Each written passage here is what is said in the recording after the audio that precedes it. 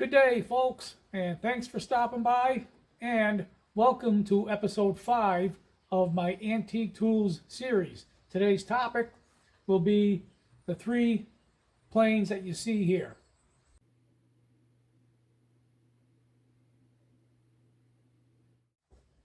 Okay, so I've done some research on these planes. I'll give you a little background on these first, what little background I can give you, and then we'll get into the history of these planes in the manufacturers. So let's start off with what I kind of know and what I don't know.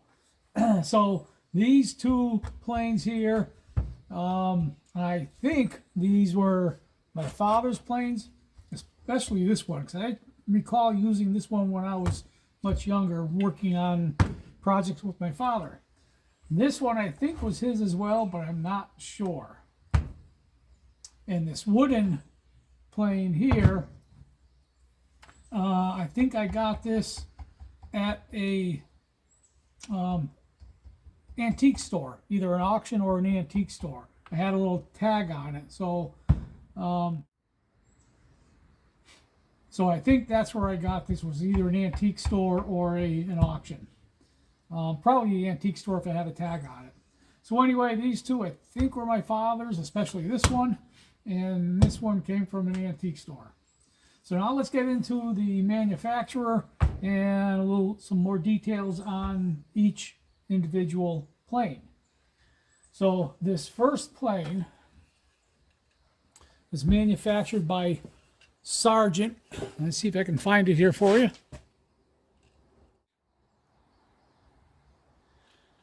So it says Sargent right there. Also says Sargent here, and I don't know if we can see it, but down under the lateral there, right there, and I'm sorry, these are dirty. All 3 of these are dirty because they've been hanging around in the barn here, but that one right there says 418, so that's the model. Come on, 418, that's the model of the plane. So I did get some background on this model. So again, manufactured by Sargent and Company, based out of New Haven, Connecticut. They were in business in New Haven from 1884 to 1964. This is a VBM, again, it's model 418, VBM 4-plane. I don't know what the VBM stands for. This model was patented on February 3rd, 1891. And it's all cast iron. The vast majority is cast iron. The handle and the knob, depending on when this was made, and I think these were made up until 1950.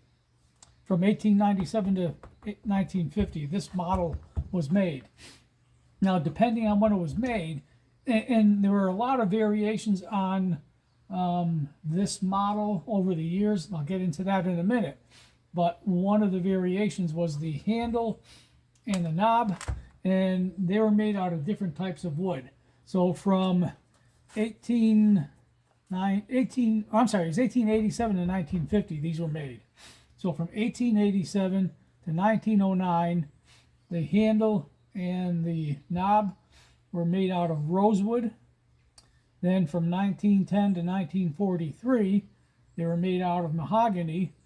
And then from 1948 to 1950, they were made out of hardwood. Now, I couldn't find what wood they used from 1943 to 1948. There's a gap there between the mahogany and the hardwood. And I don't know what they used. It wasn't listed anywhere online. Now, I'm going to guess that this wood is mahogany. Looks like mahogany to me. It's a dark wood with some tight grains in it. So if that's mahogany, that would date this between 1910 and 1943. Now, so that, at least the the later years, would be in line with something that my father might have bought. Probably a little younger, a little too early for him. He really started working after World War II with his father in the construction business. So maybe he got this from my grandfather. I don't know. It might have been my grandfather's. Now there are other variations, and it was really difficult to follow the timeline for all the different variations. Now, one thing they mentioned online was that they referenced that, let's see, where is it? The corrugated bottoms were introduced in 1907. So I'm guessing this is the corrugated bottom.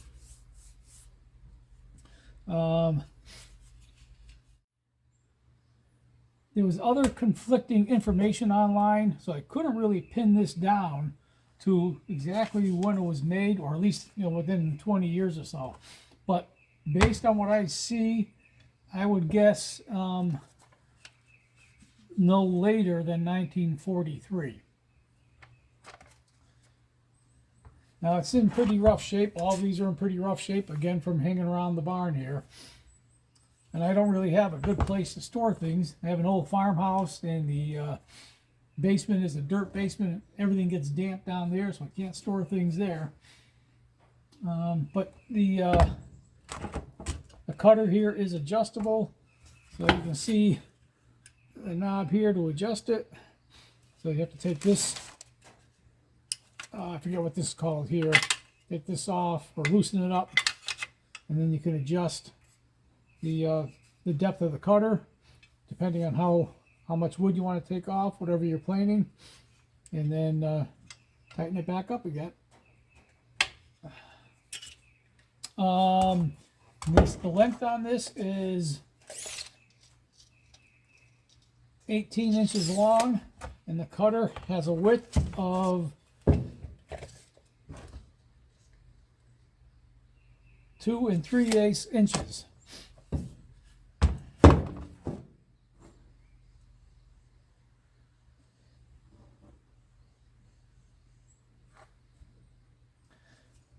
So that's the background on this plane, manufactured by Sargent.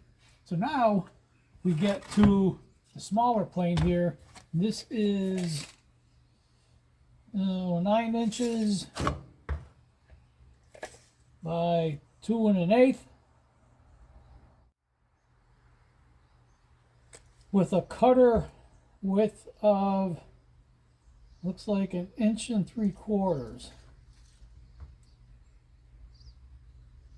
Yep, 1 3/4 inches. Now this has no manufacturer name on it. It just says made in USA. Some of my research indicated that this was probably made by Sargent. And if you look at the two of them, they're very similar in design. So I would think that this is made by Sargent. There's no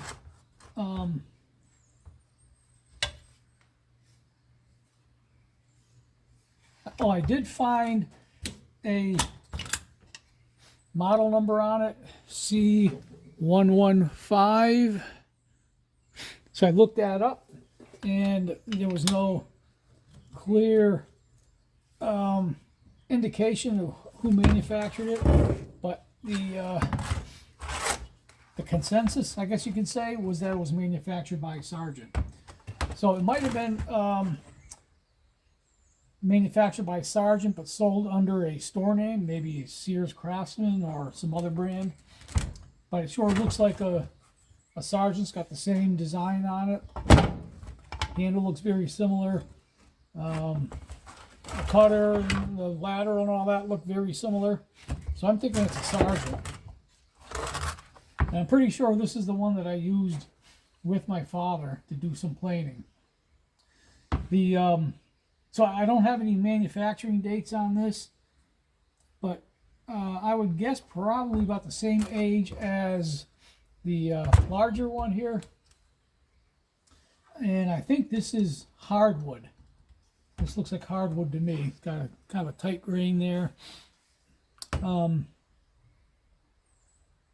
I'm going to guess that this was made probably between, maybe after 1948. And that would make sense, seeing as how that's when my father was really starting to work in the construction industry. So he was buying a lot of tools back in the late 40s. And now we'll get on to the old timer here.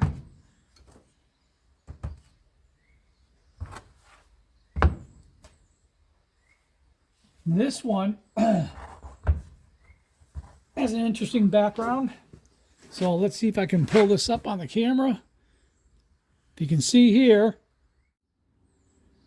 this was manufactured by William Marples and Sons. So it says W Marples and Sons. It says Hibernia here, and then warranted and cast steel below that. It's hard to read because it's kind of worn and rusty. So the William Marples and Son Company was based out of Sheffield, England. So how this made it all the way from Sheffield, England, I don't know. Maybe they were sold here. Maybe somebody brought it here. I don't know. But this is all wood. Now it looks like it may be missing a piece here. Probably a steel plate or something that went in here. But everything else is wooden. This is all wood. The only steel is the cutting blade here. So I took some measurements on this. This is, I forget now, 18.5 inches long. Yep, 18.5 inches long. It's 3¼ inches wide. And the cutting blade is 2 3/8. So I looked up a whole bunch of Marples planes online, trying to locate this one, but didn't have any luck with this specific plane with these dimensions. So I did find some that were a little shorter, some that were a little longer. But based on what I found, now one of the things was the stamping that I showed you right here, the William Marples. Based on that stamping, I would date this level to about, this plane to about 1890. Was what they started doing in 1905. They introduced the transfers, little stickers that they put on. Those were started in 1905. This has nothing like that. One other difference that I found was that this just has the rounded or bullnose edges here. And on the planes that I saw online, there was a concave, what's the word? Concave bevel here, concave edge all along the top edges here, both sides. And I couldn't find any without that concave edging. Otherwise, they were very similar in appearance. So the difference was the length and the concave edging. But based on that stamping, this appears to have been manufactured around 1890. So these planes, they call them the trying plane, and they were manufactured from the late 1800s to the early 1900s. Let's see, I'm taking a whole bunch of notes here, so I'm going through all my notes trying to remember what I researched. I think that's about it on that. Now, I haven't used this at all. It's just been sitting either on a shelf, or it was in storage for a while when I restored my barn. So it's been sitting up on a shelf for quite a while now, collecting dust.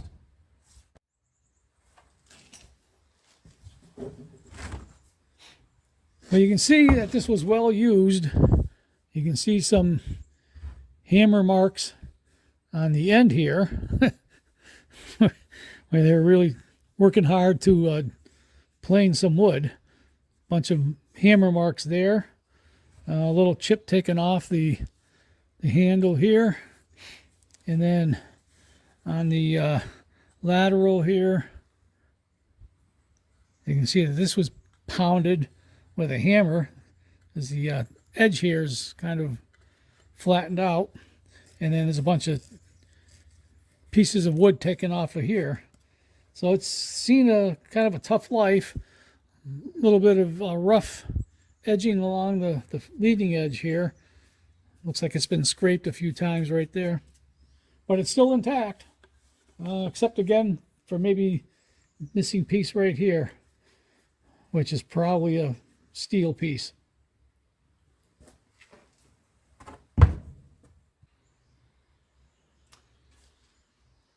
Well, folks, that's just a quick video for these 3 planes.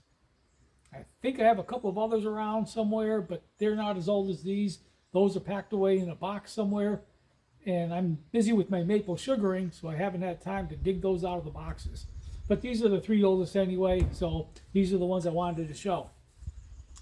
Now, for episode 6, I don't know what I'm going to show yet for episode 6. I haven't given it much thought. Because again, I've been busy with my maple sugaring, but I'll find something for episode 6 and hopefully have that out next week. So I appreciate everybody stopping by and watching, and we'll see you in the next video. Thanks again.